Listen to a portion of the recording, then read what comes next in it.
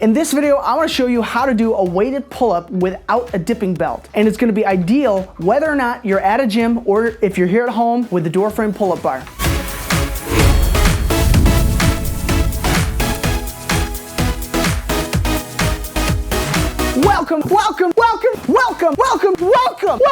Welcome to Dad Bod Fitness. If you and I are just meeting, my name is David, and I help crazy busy dads build a physique. If you want to maximize muscle growth, strip the body fat, and transform your life with your family, consider subscribing. So to start off, let's begin with my #1 recommendation I have found works the best for doing weighted pull-ups at home. And now you see here, I'm going to be doing this with a Doorframe pull-up bar because I do this from home. You can use all these at a gym, but these work really great, especially if you're dealing with a Doorframe pull-up bar where your feet are probably going to be hitting the floor. #1 tip, I'm not going to make you wait. Here's how I found is the best.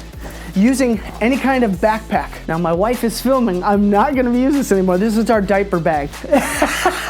So I don't use this anymore. But if any old backpack, you're going to take the dumbbell, you will throw it in here, zip it up, and now what you're going to do, zip it up, what you're going to do, you're not going to be putting it on your back, you're going to be putting it on the front. But you're going to put it on the front because what you want to do is you want to keep that weight at the center of your gravity in front of you. It's going to help during the pull-up to keep you in better alignment. You want to mimic what you're doing with a dipping belt. Obviously, remember, start with a light weight. If you've never done these before with any kind of resistance, do like a 5-pounder dumbbell maybe, or maybe an 8 or 10-pound dumbbell, and shoot for about 5 to 8 reps. If you're doing less than that, your form is probably not that great.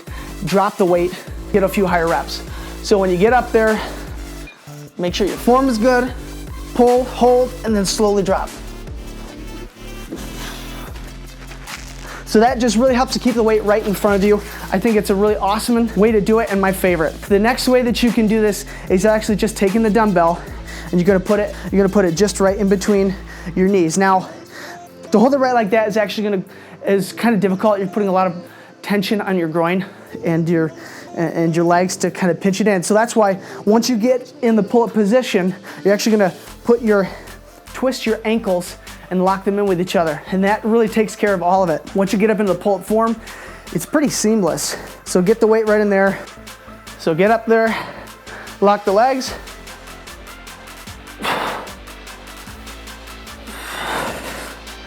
Works really well. For me, there's not extra tension trying to hold it. As soon as you lock your ankles, it makes it really seamless and keeps you rigid in order to do the pull-up. All right, the next option, the third option, is to actually keep it on the ground and put the weight in between your feet. So you're gonna actually have it in between your ankles and your feet like that. So you're gonna actually put it in between your feet. So I keep the weight on the ground, get in the position that you want. Keep the weight there on the ground, get into the pull-up position, grab it between your feet, and you can keep it out in front of you if you are high enough off the ground, but in my case, I put it just behind me.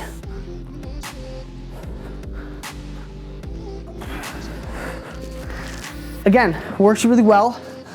I prefer the method with the knees more so than that, but that works as well. Okay, the fourth option is to actually use a kettlebell, which I don't actually have a kettlebell, so I'm gonna throw a picture up here so that you can actually see what this looks like. With the kettlebell, you have the ring on top that's holding the weight. You can actually put your foot straight through that weight. You'd put your foot through the weight as far as you could, then you take your other foot, put your heel against your toe to lock that weight in. Now, in my case, that's not gonna work because once I'm up here, if my feet are down, I can't get fully extended. So that's why I don't use that.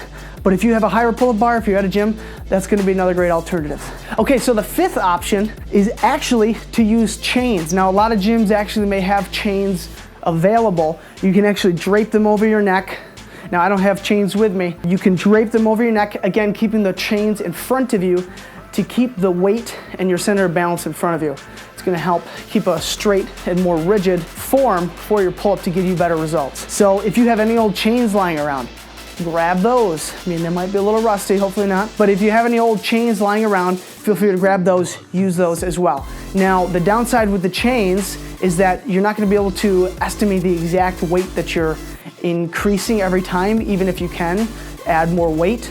But you can at least then have the chains continually increasing reps so that you know you're still getting progressive overload. And the sixth option is to actually then go out and spend some money. Now, I don't make this my #1 recommendation by any means because I'm trying to do this as cheaply as possible. But if you do have some extra cash that you can invest, then you can actually go out and look for a weighted vest.